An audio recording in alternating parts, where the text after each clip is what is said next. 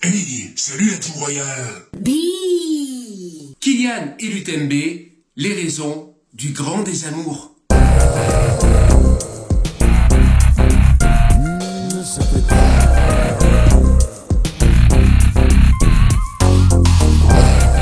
Et oui, une émission aujourd'hui avec lunettes. Pourquoi? Parce que je me suis aperçu que après avoir sorti ma vidéo là sur le boycott de l'UTMB, un autre youtubeur en a sorti une autre qui a beaucoup mieux marché que la mienne et dans laquelle, oui ça m'énerve, oui, et dans laquelle il a flouté son portable et il lit les meilleurs morceaux. Il y a pas d'ajout de contenu, il y a pas de, non, il fait que lire les meilleurs morceaux de la traduction du message de Zach et Kylian ainsi que de celui de Martin Cox dans l'article d'Esprit Trail. Alors je me suis dit, oui, parce que parfois je me parle à moi-même, surtout quand je suis seul, oui, parce que quand il y a du monde, tu passes vraiment pour un fou. Quand t'es seul, il y a personne, c'est bon. Je me suis dit, mon grand, qu'est-ce que tu t'embêtes à apprendre par cœur les grandes étapes de ce que tu dois dire? Mets tes lunettes et lis. Et lis ton texte, pas un article sur ton portable. Non, ton texte à toi, que tu as fait quand même... Je commencerai par un court rappel de l'affaire pour ceux qui, hélas, ou tant mieux, n'ont pas vu la vidéo précédente que j'ai faite sur le sujet. Martin Cox, ex-coureur talentueux et désormais entraîneur, a laissé fuiter sur les réseaux le message confidentiel rédigé par Kylian Jornet et Zach Miller et envoyé à une trentaine de coureurs et coureuses élites pour leur demander de s'aligner cette année sur une autre course que l'UTMB. Ça a un peu fait le buzz dans le monde de l'ultra. D'aucuns ont parlé de boycott.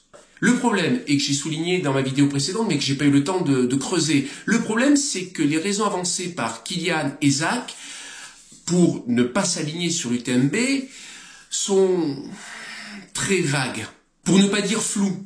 Je relis le passage. Il y a une multitude de choses que nous pourrions souligner et qui nous préoccupent. La suite, j'ai pas appris par cœur. Mais l'essentiel est que nous avons l'impression les organisateurs de l'UTMB, ne gèrent pas leurs événements au pluriel, parce qu'il s'agit de l'UTMB et de toutes les courses du circuit UTMB World Series, c'est-à-dire toutes les courses estampillées by UTMB. Oui, j'ai buté sur estampillé, c'est pas facile. Dans le meilleur intérêt du sport et de ses pratiquants. Je le relis un coup sans les explications, comme ça sera plus clair. Il y a une multitude de choses que nous pourrions souligner et qui nous préoccupent, mais l'essentiel est que nous avons l'impression qu'ils ne gèrent pas leurs événements dans le meilleur intérêt du sport et de ses pratiquants. Je l'ai bien faite là. Ces pratiquants, c'est nous. Merci Kylian, merci Zach de vous préoccuper de nous et de notre sport. Merci. Quelles sont donc ces choses, pour reprendre le mot, qui préoccupent Kylian et Zach? Eh bien, je vais pas vous le cacher, j'ai passé mon temps à traquer tous les articles sur le net qui abordaient le sujet de ce boycott, de cette crise. Je les ai tous lus, de U-Trail en passant par Esprit Trail. J'ai évidemment pas oublié Passion Trail ainsi que le Trail ou la mort. Et j'en ai fait une synthèse à laquelle j'ai rajouté un contenu personnel dont je vais vous faire part. Quelles sont ces différentes pistes qui ne s'excluent pas les unes les autres? 1. Kylian et l'UTMB 2008, une histoire qui commence mal. 2. Le nouveau sponsor de l'UTMB, Dacia. Dacia qui est l'ancien nom de la Dacie, province romaine qui correspond à l'actuelle Roumanie et qui a été conquise par l'empereur Trajan au début du IIe siècle après Jésus-Christ. Oui, bon, d'accord, ok, j'ai digressé, mais bon, comme ça, certains ont appris quelque chose. Pas forcément utile, mais quelque chose. 3. L'association du groupe UTMB avec le groupe Ironman. Ironman, l'homme de fer. Oui, bien sûr, vous savez qui est l'homme de fer. C'est le triathlète. Ironman, c'est une société américaine qui est basée en Floride, qui organise une multitude de triathlons de par le monde. Et on en reparlera un peu plus tard. 4. La répartition de la manne financière de l'UTMB. Et là, pour le coup, c'est une anecdote personnelle que je vais vous raconter qui date de l'UTMB 2022. 5. Le système de qualification de l'UTMB. Ouais, l'index M, je crois, index M, j'ai déjà oublié. Et les fameuses Running Stones. Mais c'est d'elles dont on va parler, des Running Stones. Et vous verrez qu'elles n'embêtent pas que les humbles petits coureurs comme nous. 6, et ça je le dois aux commentaires très intéressants que m'ont laissé certaines personnes sur la vidéo précédente. 6. La création au Canada de l'Ultra Trail Whistler by UTMB. Oui, apparemment, ça crée quelques tensions cette histoire. 7. La concurrence larvée entre le circuit UTMB World Series et le circuit tout nouveau World Trail Majors. Je vous en dirai de plus tout à l'heure. 8. La non-sélection de Royal Bee sur la Diagonale des Fous. Non, finalement, le 8, ça n'a rien à voir.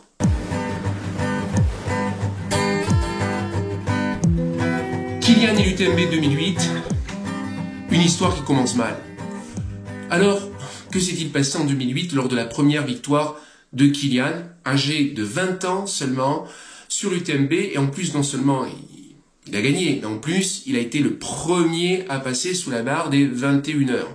Eh bien, Kilian, en 2008, va être arrêté plusieurs fois pour vérification du matériel, et il va être arrêté 15 minutes de pénalité, à la tête au vent. Alors, quand tu es à la tête au vent, tu es à moins de 10 km de l'arrivée. Pourquoi a-t-il été arrêté 15 minutes? Pour 2 raisons. La première, ça serait, et j'emploie le conditionnel à bon escient, parce que j'ai pas trouvé de preuves formelles, donc attention, ça serait parce qu'il aurait été ravitaillé hors zone. C'est pas bien. La deuxième, c'est qu'il y avait une suspicion sur le respect du règlement. En effet, l'organisation a douté que Kilian avait tout le matériel obligatoire exigé. Oui, parce que déjà, en 2008, il y avait une liste de matériel obligatoire. Alors Kilian, il avait tout, mais il a joué un peu sur les limites, à savoir que il est né dans un contexte, il a grandi dans un contexte, Kilian, de compétition où on faisait la chasse systématique au surpoids, aussi bien pour ce qui est de matos que pour ce qui est du coureur ou de l'athlète lui-même. Donc c'était dans l'air du temps de prendre les trucs les plus légers possibles. Alors qu'est-ce qu'il a fait? Bien la couverture de survie, il l'a coupé. Il l'a coupé, ça fait un petit gain de place et de poids. La veste imperméable, attention à cette époque-là, je pense pas qu'il demandait des vestes imperméables de 10 000 Schmerber. Très difficile à dire, mais j'y suis arrivé, je ne suis pas peu fier. Donc la veste imperméable, il avait un truc, tu vois, je pense que tu voyais à travers tellement c'était léger. Les gants, il avait des gants imperméables certes, mais c'était des gants en plastique, type gants avec lesquels on fait la vaisselle. Tu vois le truc quoi. Absolument pas un matériel adapté pour le mauvais temps en montagne. Cela dit, en 2008 sur cette édition, il a fait beau. Enfin, le truc le plus rigolo et que Kilian raconte lui-même, c'est qu'on obligeait les coureurs à partir avec 1 litre de chaque ravito. Donc lui, il avait une flasque qui tenait à la main de 1 litre. Il la remplissait au départ du ravito et puis une fois quitté le ravito, il la vidait en partie pour gagner du poids, il la refermait et courait avec sa flasque. Donc ça a pu heurter l'organisation. Il n'y a pas que l'organisation qui a été contrariée, puisque Kilian explique qu'il a failli ne pas repartir de la tête au vent, qu'il a failli renoncer. Bon, je vais pas faire d'hypothèse sur son ressenti, mais il a failli renoncer, et ce sont des amis qui l'ont poussé à repartir, et vous connaissez la suite, il est arrivé premier. Sauf que il n'a pas été immédiatement annoncé vainqueur. Il a fallu attendre plusieurs heures au cours desquelles il a subi un contrôle antidopage, et le temps que l'organisation, finalement, valide bien son matériel. Et au bout de ces quelques heures, sa victoire a été validée. Bravo Kilian, 20 ans, record de l'époque battu. Voilà quoi, la gloire. Tout ça pour dire que peut-être que Kilian a gardé de cette première expérience une forme de ressentiment à l'égard de l'organisation du UTMB qui, de 2008 à aujourd'hui 2024, n'a pas changé, est toujours menée par la même famille, à savoir les Poletti.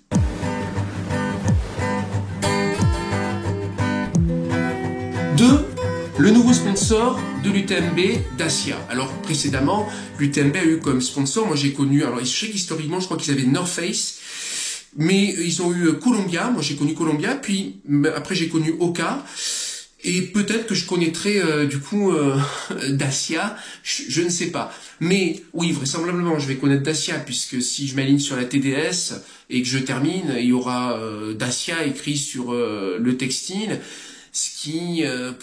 faut le reconnaître, est moins classe que la marque d'un équipementier sportif. Alors que reproche Kilian sur ce nouveau sponsor? Eh bien tout simplement que c'est une marque automobile et que par définition l'automobile n'est pas ce qu'il y a de plus respectueux de l'environnement. Or vous le savez tous, Kilian est très engagé sur les questions environnementales et c'est tout à son honneur. Le truc, c'est que la voiture électrique de Dacia, qui a le nom anglais de printemps, et qui est fabriquée massivement, je crois, en Chine, vous me direz si je me trompe dans les commentaires, eh bien, elle a reçu le prix de voiture électrique la plus respectueuse de l'environnement 2022. Bon, la formule, ça doit pas être tout à fait ça. La formule exacte, c'est voiture la plus verte. Bref. Automobile d'accord, mais label éco-responsable, tu vois. De toute manière, Columbia ou North Face ou comment qui s'appelle Oka, ils fabriquent quand même du textile en Asie pour le revendre massivement en Europe et aux États-Unis. Donc les sponsors qui sont éco-responsables, à part peut-être normal de Kilian, je me suis pas renseigné, quoi. Donc du coup, j'ai l'impression de ne pas connaître. Peut-être que ça existe. Et enfin, l'autre problème, c'est que jusqu'à récemment, Kilian avait pour sponsor... bon, en même temps, il a du goût.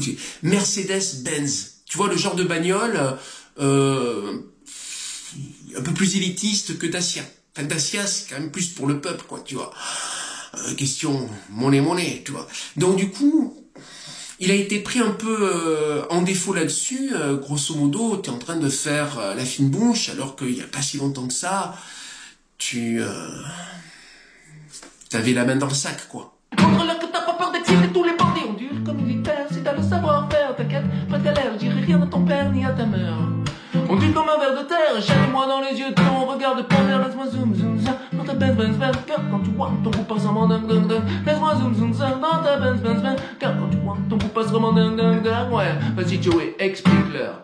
Ça se passe à l'arrière du Merco, Benz, oui baby du côté de sa nez, j'ai garanti qu'il y a des dingues de dingue. Alors s'agit-il de mauvaise foi de la part de Kilian ou tout simplement, c'est un repenti et les repentis, c'est difficile pour eux d'être crédibles sur les sujets où ils ont péché. Moi j'opte clairement pour la deuxième option, bien sûr.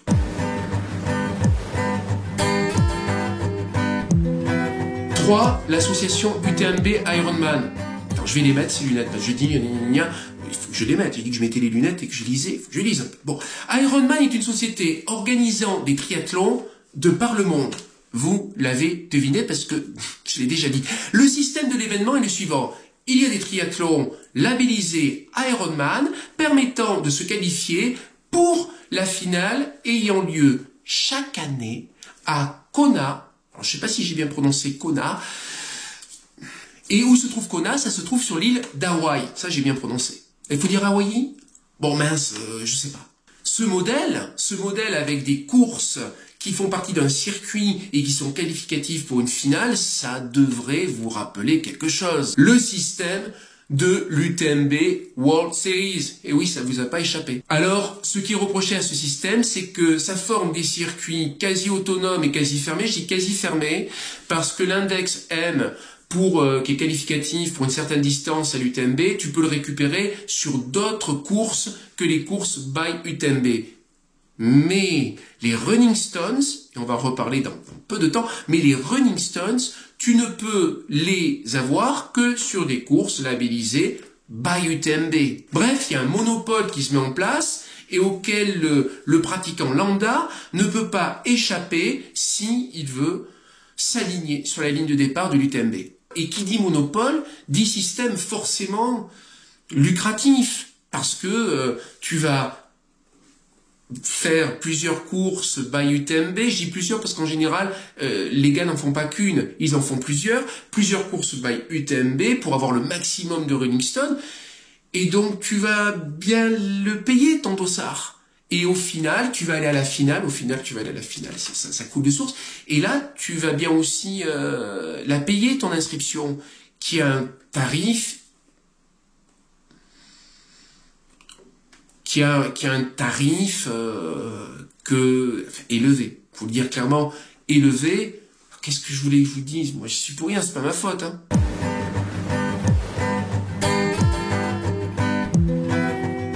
La répartition de la manne financière de l'UTMB. Et oui, parce que là, on vient de parler que free, oseille, caillasse, monnaie, free, quoi. Donc, on vient de parler que free, et j'ai pu lire dans les commentaires que certains pensaient qu'il y avait peut-être des questions d'argent là-dessous. Et je pense qu'il ne faut pas déplacer le problème comme ça. Non, c'est un monde pur, l'argent, patati patata. Je pense qu'il faut pas l'éviter. Moi, je vais vous raconter une anecdote. En l'UTMB 2022, j'ai rencontré quelqu'un de bienveillant, quelqu'un d'humaniste qui travaille dans le monde du trail pour aider les athlètes, pour des causes humanitaires. Il soutient d'ailleurs un athlète remarquable qui est toujours bien placé, voire très bien placé, c'est-à-dire qu'il finit premier. Et donc, du coup, il fait ça dans une démarche vraiment humaine. Il n'est pas omnibulé par les questions d'argent. C'est clairement pas le genre. Et il m'a expliqué un truc, on lui a fait prendre conscience d'un truc. Il m'a dit que lors de la semaine de l'UTMB, il y avait pas mal d'argent qui circulait, qui étaient les bénéfices de l'événement, alors qui allait à l'UTMB, mais qui allait aussi, il faut pas l'oublier, aux sponsors. Et que finalement, ceux qui bénéficiaient le moins de cette manne, c'était les athlètes. Vous savez que les vainqueurs féminins et masculins de l'UTMB, ils empochent chacun 10 000 euros. Le deuxième, 5 000. Le troisième, 3 000. Les quatrièmes et cinquièmes, 1 500. Et puis les autres, jusqu'au 10e, 1 000. Et le 11e, le 11e, rien du tout. Évidemment, c'est pas avec ce genre de prize money, pour employer le terme anglo-saxon, que Kilian Jornet et les autres vont vivre. Ils vont vivre grâce à l'exploit qu'ils ont réalisé, à la médiatisation de l'exploit qu'ils ont réalisé, et grâce à l'exploitation de cette médiatisation par leurs sponsors. C'est les sponsors qui vont les faire vivre, c'est tout ce qui va tourner autour. Pour les quelques-uns qui en vivent, parce qu'il faut bien savoir que la plupart n'en vivent pas. Alors peut-être qu'une partie de l'élite veut sa part du gâteau, et qui sont en train de monnayer leur présence sur l'UTMB. On vient, mais il va falloir mieux nous traiter, mieux nous traiter. Digression, suite à certains commentaires sur la dernière vidéo qui parlait du boycott UTMB, là. Digression à la question, est-ce que c'est Kilian qui a fait l'UTMB ou est-ce que c'est l'UTMB qui a fait Kilian? Je vous propose, pour répondre à cette question, un petit raisonnement par analogie. Est-ce que ce sont Hinault ou Armstrong ou les autres qui ont fait le Tour de France, ou est-ce le Tour de France qui a fait Hinault et Armstrong et les autres? Je répondrai en deux temps et demi. Lors de leur première victoire, Hinault, Armstrong et les autres ont resplendi de la lumière du Tour de France. Ils ont été mis en avant par cette victoire sur le Tour. C'est donc bien le Tour, par sa notoriété, qui les a mis en valeur et qui a fait d'eux ceux qui sont devenus de grands champions cyclistes. Alors oui, bon, pour Armstrong, il s'est fait, lui, il a été pris en flagrant délit de dopage, et puis après il l'a reconnu. Mais bon, le cyclisme et le dopage, qu'est-ce que je voulais, c'est un peu comme c'est un peu comme la tropézienne et la crème anglaise. C'est indissociable, quoi. Je veux dire, ça marche pas l'un sans l'autre. Ensuite, une fois qu'ils ont été starifiés, Hinault, Armstrong et les autres, par le Tour de France, leur présence sur le Tour, victoire ou non d'ailleurs, eh bien forcément leur présence a contribué à rendre l'événement attractif. Cette année, il va y avoir un tel. Waouh! Enfin, moi, je suis totalement indifférent à ça, qui est bidule chouette, machin chose, ou truc muche au départ. D'ailleurs, je sais même pas, je sais à peine qui a gagné les éditions du TMB. Enfin, je sais que la dernière, c'est Jim Wamsley. Mais ah oui, bah avant c'était Kylian, je crois, en 2022. Et puis en 2019, je sais pas. 2018, je sais pas. Clairement, hein, je suis désolé. C'est peut-être des gens très bien qui ont gagné. Mais qu'est-ce que tu veux que je te dise? Moi, l'élite. Moi, ce qui m'intéresse, c'est la nature, le trail, c'est pas les performances de l'élite, en fait. Je suis curieux, naturellement curieux, parce que je suis quelqu'un d'ouvert, mais c'est pas ça qui me fait rêver.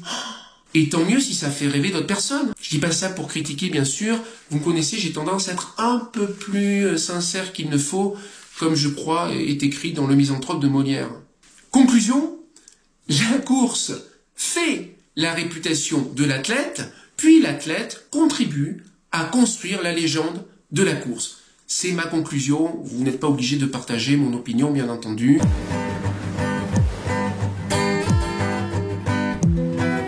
Nous passons maintenant au number 5, Mambo number 5. Le système de qualification de l'UTMB. Je mets de côté l'index M, je vous l'ai dit tout à l'heure, l'index M, vous pouvez l'avoir sur des courses non estampillées by UTMB. Oh, c'est magnifique. Par contre, la Running Stone, t'en faut moins une, hein. T'en faut moins une. La Running Stone, ben, il faut aller la chercher sur une course by UTMB. Mais, ça vaut pour tout le monde. Aussi bien pour le coureur lambda comme toi ou comme moi, que pour l'élite. C'est-à-dire que, à l'heure actuelle, pour l'édition 2024, Kylian, il n'a pas fait de course by UTMB. Donc de toute manière, il n'a pas une seule running stone pour pouvoir s'aligner au départ de l'édition 2024. Et c'est la même chose pour François Daen, qui au passage a dit que, bon, cette année il est sur le Thor, François. Le Thor. Waouh! Donc cette année il est sur le Thor des géants, François. Mais il a dit, 2025, j'ai envie de retourner sur l'UTMB. Donc il va devoir aller faire une course by UTMB comme tout un chacun. Cette année, Beignat Marmisol, pour pouvoir s'aligner sur la finale de l'UTMB, la finale de l'UTMB, parce que moi ça m'énerve ça, j'entends souvent dire, oui, j'ai fait l'UTMB, les mecs ils ont fait la CCC ou ils ont fait l'OCC, non.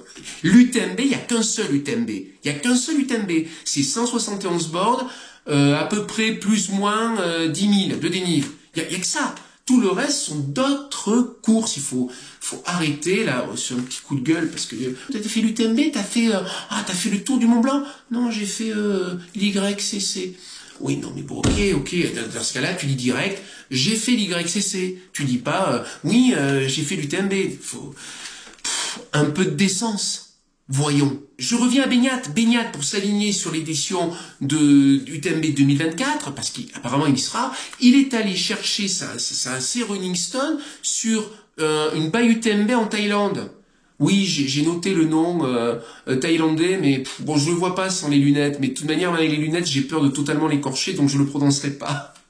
Ça crée une contrainte chez l'élite, dans leur planning de préparation, etc. Il faut qu'ils casent une by UTMB chaque année. Si chaque année ils veulent aller sur l'UTMB, parce que les pertes et Running Stone une fois que t'es pris sur l'UTMB. Donc chaque année, il faut aller en chercher s'ils veulent à nouveau s'aligner sur l'UTMB. Le 171 10 000, hein, c'est celui-là, hein, la finale. Bon, eh bien, je comprends que ça peut les agacer et qu'ils voudraient se libérer de cette contrainte. C'est probable. C'était l'explication numéro 5.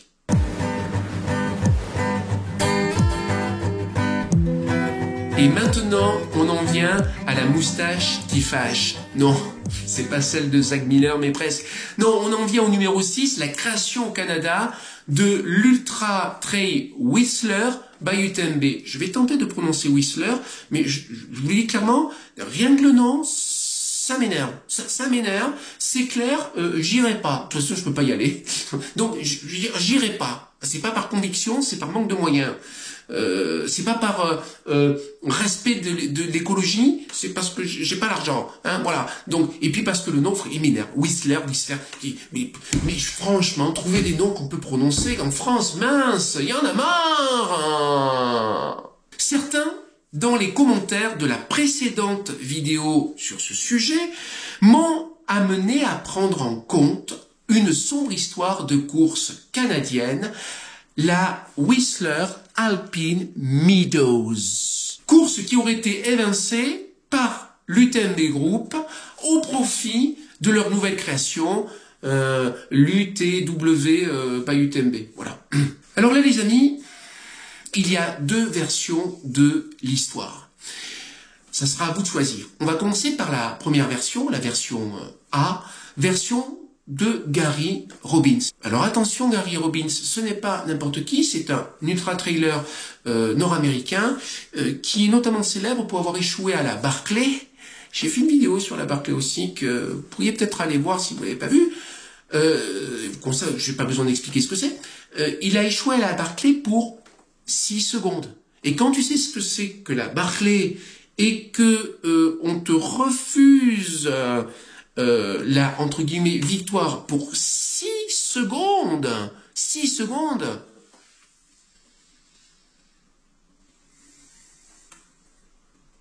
c'est vache. Entre nous soit dit d'ailleurs, je trouve ça dégueulasse de lui avoir refusé la Barclay pour 6 secondes. Et j'écris un truc qui est pas mal que je vais vous lire, je suis content.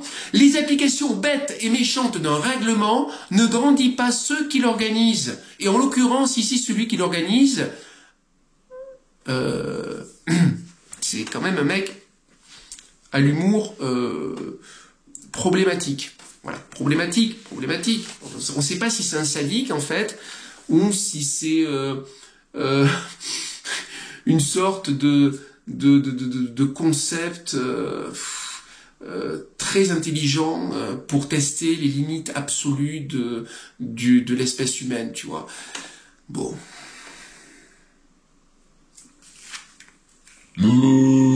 Alors Gary, il n'est pas qu'un excellent ultra-trailer nord-américain, c'est aussi le fondateur de la Coast Mountain Trail Running, la CMTR, un groupe qui a pour but d'organiser des ultra-trails, comme l'UTMB, des ultra-trails, et qui organisait une course à Whistler. À Whistler, ils organisaient une course, la Whistler Alpine Meadows, dont j'ai déjà parlé. Gary, à l'annonce de la création de la course, la nouvelle course de l'UTMB à Whistler, a expliqué que l'UTMB et la commune qui accueille l'événement Whistler Blackcomb se sont arrangés en douce, de manière déloyale, pour évincer la course de Gary en exigeant des contreparties intenables pour son organisation et de facto pour la remplacer par une by UTMB, une course by UTMB. Immédiatement, les plus éminents ultra-trailers nord-américains, Jim Walmsley en tête, Jim Walmsley, celui qui a gagné la dernière édition de l'UTMB, l'édition 2023, et qui a fait un temps inférieur à celui de Kilian en 2022. Alors certains disent, bon, le parcours n'est pas tout à fait la même, il y a une différence, c'est vrai. Ça se discute, mais enfin quoi. Jim Walmsley en tête donc, accompagné d'autres légendes de l'ultra-trail américain comme Scott Jurek, Tim Tollefson et bien d'autres ont pris parti pour Gary Robbins contre l'UTMB. D'ailleurs Jim, tu le verras pas sur l'UTMB. Je pense que Jim, c'est un mec droit quoi. Tu le verras pas sur l'UTMB. Tu le verras sur la Transgrande Canaria. Dans pas longtemps, là, dans peut-être une semaine ou deux, tu le verras. Mais sur l'UTMB, cette année, 2024, non. Vient la deuxième version, la version B, celle de Paul Hudd. Alors, qui est Paul Hudd? C'est l'organisateur de la Whistler by UTMB, de la nouvelle course by UTMB. Et que dit Paul? Paul, il dit que c'est après que les réseaux sociaux aient annoncé la séparation de la course Whistler Alpine Meadows, qui est donc portée par le groupe CMTR, dont j'ai parlé tout à l'heure, Coast Mountain Trail Running, groupe qui est donc mené par Gary Robbins. Donc c'est après l'annonce de la séparation entre le CMTR et la commune de Whistler Blackwood pour l'organisation de l'événement d'un ultra-trail le 11 février 2023, que l'UTMB, via Ironman Canada, puisque je vous rappelle que l'UTMB est associé à Ironman, donc via Ironman Canada, serait entré en relation avec la commune de Whistler Blackwood pour créer un nouveau projet d'Ultra Trail qui a abouti à la création de la Whistler by UTMB. Ça y est, on a compris que maintenant il y a une course au Canada d'UTMB by Whistler, UTMB, on a bien compris. Un beau panier de crabes, mais qui à mon avis rend compte d'une réalité qui est pas nouvelle, qui a quelques années maintenant, c'est que se sont constitués des groupes d'organisation de courses, d'ultra trail, de trail, et ces groupes d'organisation de courses sont en réalité entrés en concurrence les uns avec les autres. Et que les athlètes de l'élite, les sportifs de haut niveau, sont amenés à prendre parti pour l'un ou l'autre groupe en fonction d'intérêts dans lesquels leurs sponsors de ces athlètes, ne sont peut-être pas étrangers.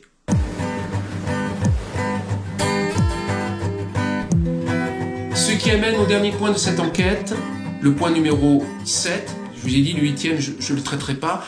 Donc le point numéro 7, la concurrence entre le circuit UTMB World Series d'une part, et de l'autre, le nouveau circuit World Trail Majors.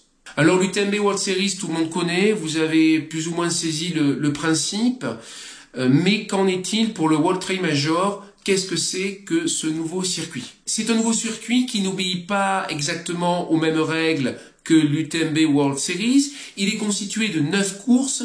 Je sais qu'il y en a une en Grande-Bretagne, une aux États-Unis, une au Canada, une à Hong Kong, une c'est celle du mont Fuji au Japon, qu'il y a la Trans-Grande Canaria, j'ai déjà donné, et qu'il y a le Mute à Madère. Je suis pas sûr d'y aller d'ailleurs, plus j'y réfléchis, plus je me dis que... Enfin, et puis après, il y en a 2 autres, je sais pas où elles sont. Petite remarque, l'élite américaine va être sur la Trans-Grande Canaria. Je dis ça, je dis rien. Et ce nouveau circuit, il est soutenu par la Pro Trail Running Association. Donc, ça j'en ai un peu parlé la dernière fois. J'ai dit un petit mot sur la Pro Trail Running Association. J'ai dit peut-être tout simplement que c'est une organisation fondée par un certain Kilian Jornet, début 2022, et qui a pour but de regrouper les meilleurs trailers du monde, les 30 premiers quoi, hein, féminin et masculin, les meilleurs trailers du monde pour, je cite, défendre les intérêts des athlètes professionnels de trail. Défendre les intérêts des athlètes professionnels de trail. Ils ont sans doute bien raison, mais en d'autres termes, ce n'est rien d'autre qu'un groupe de pression créé par l'élite pour servir les intérêts de l'élite. On se rappelle, parce que nous avons beaucoup de mémoire, que dans le mail de Kilian et Zach, ils expriment tous deux clairement l'idée qu'ils, les coureurs élites, peuvent, en ne s'alignant pas sur l'UTMB, vous avez vu, j'ai évité le terme boycott, en ne s'alignant pas sur l'UTMB, faire pression, c'est le terme utilisé, sur l'organisation de l'UTMB pour obtenir les changements qu'ils veulent. Autre détail, peut-être, à prendre en compte, les sponsors de ce nouveau circuit, le World Trail Major, eh bien, il y en a 2, ce sont des sponsors, des poids lourds, hein. Ce sont 2 des sponsors de Zach Miller. Et il y en a un, qui est aussi assez puissant, qui est un des sponsors de Kilian. Je dis ça, je dis rien. Oui, je dis un truc très simple. Un sponsor t'oblige. Ni le sportif sponsorisé, ni le youtubeur sponsorisé n'est indépendant de son sponsor. Il y a un contrat. De là à penser que la course à laquelle pensent Kilian et Zach pour remplacer l'UTMB et pour y convier l'ensemble de l'élite du monde de l'Ultra Trail soit l'une des 9 courses du World Trail Majors, certains le supputent, et suppute, c'est pas un gros mot. Et comme je l'ai dit tout à l'heure, l'élite américaine est au départ de la Transgrande Canaria. Est-ce un hasard qu'ils aient choisi la Transgrande Canaria? Peut-être. Peut-être qu'on les trouvera aussi, cette élite d'athlètes remarquables hein, par leur performance. Peut-être qu'on les trouvera sur des courses qui sont pas dans ces circuits, comme par exemple l'échappée belle intégrale, comme par exemple l'Ultra Trail du Guiers 3 Queyras, comme par exemple le GRP.